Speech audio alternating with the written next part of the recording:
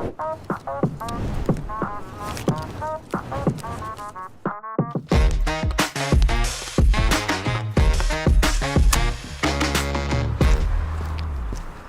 for me is something that just makes you happy, essentially.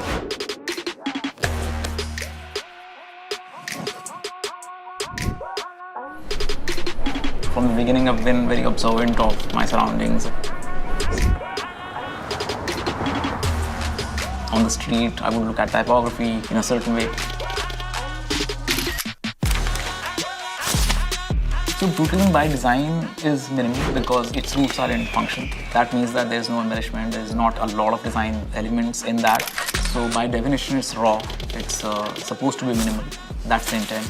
And that's where I draw my inspiration from.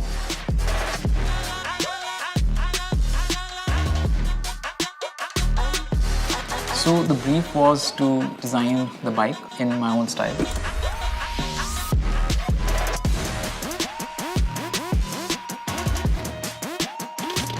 A lot of my work looks at icons, typography and system design that I've seen around me reflect into the work. So it's essentially a mirror of what the street looks like. We have a thing called warp drive on the scooter, which basically is the fastest mode.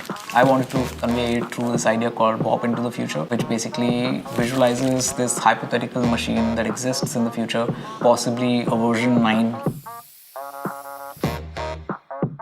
My vision for the scooter was all white, because minimal, because functional.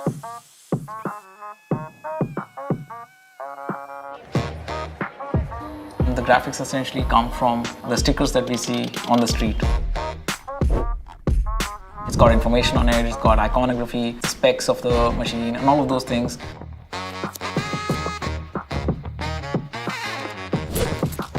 Like if I'm telling a story about future, for example, I'll want to be as hypothetical as I want because there's 100% freedom.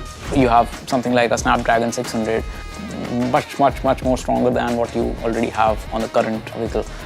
Essentially what I've done is mixed them with hypothetical figures. So real figures versus hypothetical figures just kind of have this nice balance of now and then. Merged with AI, the future is amazing for any brand that has a first right of test in this. Ather is one of those brands that is possibly getting into this. Somewhere along the line they'll continue to evolve their products and get into a place where it becomes commonplace for just the common man on the street to know about those pieces and technologies and use them in their own daily life.